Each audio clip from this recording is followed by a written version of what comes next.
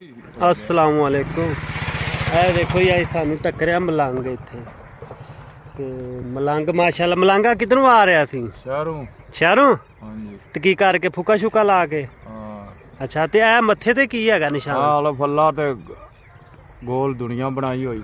ਅੱਛਾ ਜੀ। ਦੁਨੀਆ ਨਾਲ ਕਿਹੜਾ ਪੂਰਾ ਉਤਰ ਸਕਦਾ? ਹਾਂ ਇੰਸ਼ਾ ਦਾ ਮਤਲਬ ਹੈ। ਤੇ ਇਹ ਕੀ ਹੈ? ਡੰਡਾ ਕਾਦੇ ਵਾਸਤੇ? ਆ ਮਤਾਰ ਇਹ ਭੰਗ ਭੁੰਗ ਘੋਟਣ ਲਈ? ਹਾਂ ਹਾਂ। ਆ ਹੱਥੇ ਮੁਰਸ਼ਦ ਦਾ।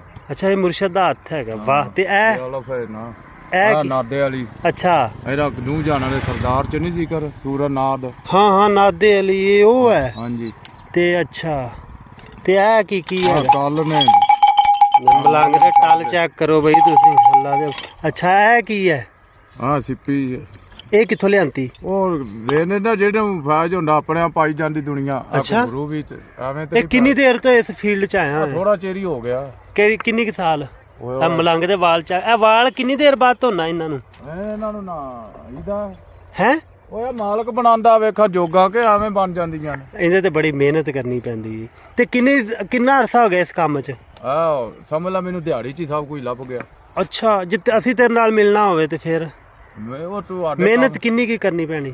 ਉਹ ਯਾਰ ਦੁਨੀਆਦਾਰੀ ਛੱਡਣੀ ਪੈਂਦੀ। ਅਸੀਂ ਦੁਨੀਆਦਾਰੀ ਛੱਡੀ ਨਹੀਂ ਤੇ ਫਿਰਦੇ। ਫਿਰ ਖਾਣੇ ਪੀਣੇ ਆ ਪੈਰਾਂ ਦੇ ਵਿੱਚ ਵੀ ਹੈ? ਹਾਂ ਮਾਲਕ ਇਹ ਕੀ ਹੈ ਪੈਰਾਂ ਚ ਜਿਹੜੇ ਆ ਪਾਏ? ਘੁੰਗਰੂ ਨੇ ਹੋਰ ਕੀ। ਅੱਛਾ ਵਾਹ। ਇਹ ਖੜਕਾ ਹਮਾਰੇ ਜੇ ਖੜਕਦੇ ਨੇ।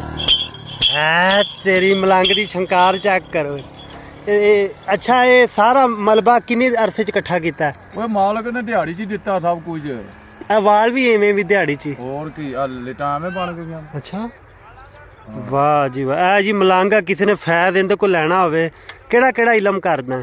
ਕੋਈ ਵੀ ਨਹੀਂ ਅਸੀਂ ਮਾਲਕ ਦਾ ਹੀ ਨਾਂ ਲੈਣਾ। ਮਾਲਕ ਸਾਨੂੰ ਜਾਣੇ ਤੇ ਰੱਬ ਜਾਣੇ। ਸ਼ਾਦੀ ਹੋਈ ਕਿ ਨਹੀਂ? ਸ਼ਾਦੀ ਬੱਚੇ ਨੇ 6।